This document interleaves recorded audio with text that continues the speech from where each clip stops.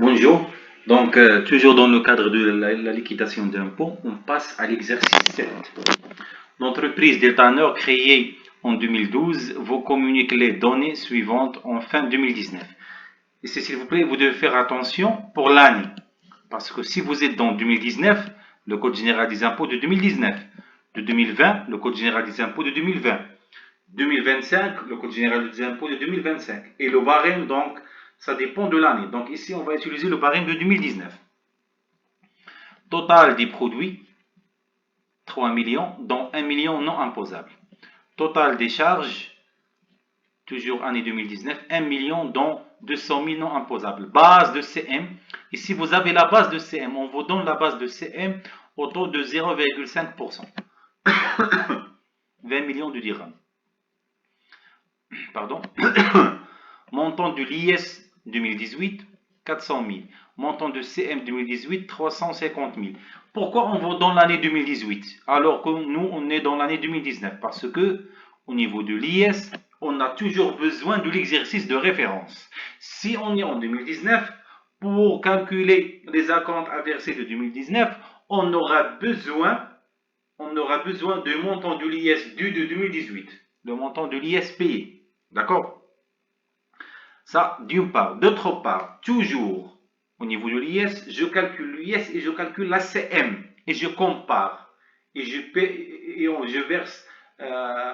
verse à l'État le montant le plus grand. Ici, vous avez au niveau de 2018 400 000, au niveau de l'IS et au niveau de CM 350 000. Donc, on a payé l'IS. D'accord? Ça, c'est un petit peu les notions de base. Donc, je reprends. Pour l'IS, on a toujours besoin de l'exercice de référence sur lequel on va se baser pour calculer les acomptes. L'exercice N, ici c'est 2019, et l'exercice suivant, N plus 1, dans lequel on va déclarer. Donc on va voir tout ceci en détail. Calculer le montant de l'IS exigible en 2019. Vous remarquez, en 2019. D'accord? Et vous avez 2018, année de base. Et calculer le montant des acomptes à payer en 2020. L'année suivante, toujours. Donc, j'aurai besoin toujours de l'année N, l'année en cours, l'année N-1, l'année de base, et l'année N plus 1, dans laquelle je vais déclarer.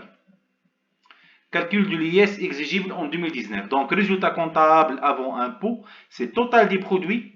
Qu'est-ce qu'on a ici? Total des produits, 3 millions, moins total des charges, vous avez 1 million, donc 2 millions de dirhams. Résultat fiscal net. Pourquoi j'ai écrit net? Parce que on n'a pas de report déficitaire. Donc, 2 millions de dirhams plus les charges non déductibles. Vous avez 200 000 des charges. Donc, plus 2 000, 200 000, moins les produits non imposables, vous avez 1 million. Moins 1 million égale, voilà, 1 million 200. Donc, je vais utiliser le barème de 2019. D'accord? Donc, vous avez le résultat net, 1 200 000 fois le taux, 31%, moins la somme à déduire, vous aurez 214 500. Voilà le montant de l'IS qu'il faut payer. Attention, qu'est-ce qu'on a dit? On a déjà versé les acomptes de 2019. Donc, je dois comparer cette IS calculée par rapport aux acomptes fiscaux déjà versés. Mais j'ai oublié ici une chose, c'est que j'ai calculé l'IS et je dois comparer l'IS par rapport au CM. Est-ce qu'on a les données de CM? Voilà, vous avez la base de CM de 2019, autour de 0,5%. 20 millions de dirhams. Donc je calcule la CM de 2019, 20 millions fois 0,5%. Ça, c'est un taux qui est donné par le Code général des impôts. Donc égale 100 000 dirhams.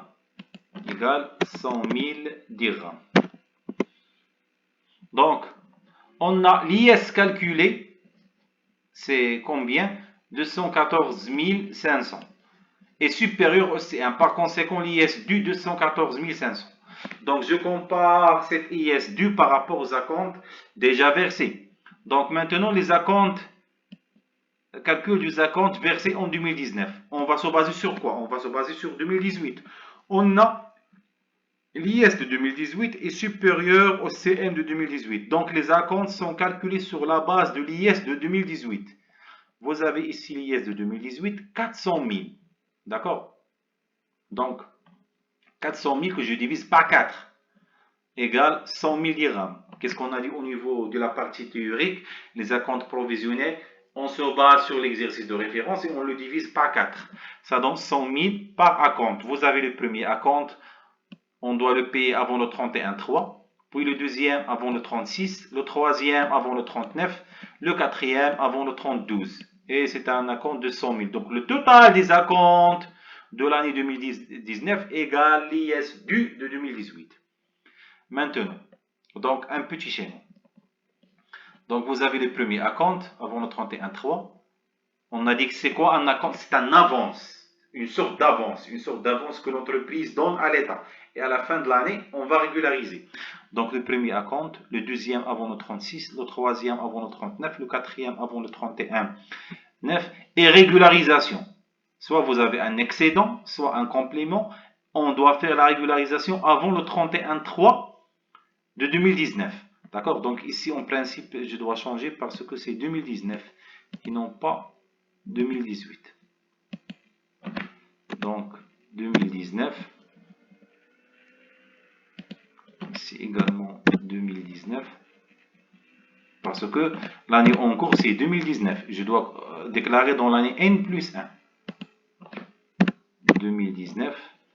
Là, c'est avant le 31-3 2020. Voilà. Donc, régularisation. Je compare l'IS dû. Voilà l'IS dû qu'on a calculé. 214 500.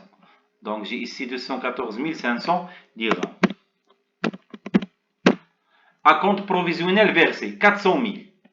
C'est ça les acomptes, le total. Et on a dit c'est quoi les acomptes provisionnels de l'année 2019? C'est l'IS dû de 2018. 400 000. Pardon.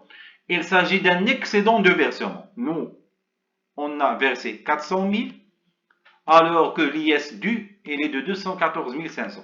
Donc il s'agit d'un excédent de versement. C'est-à-dire on a trop versé à l'État. L'État, il nous doit de l'argent. Donc il s'agit d'un excédent de versement que l'entreprise a le droit de l'imputer sur les acomptes de 2020.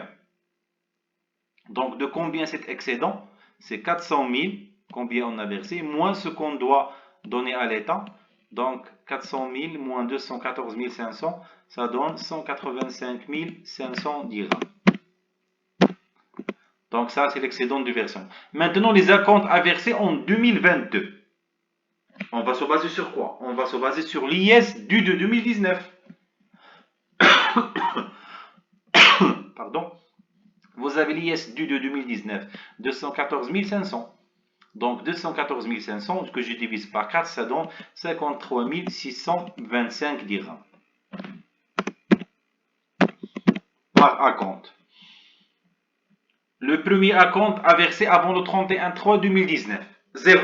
Pourquoi 0?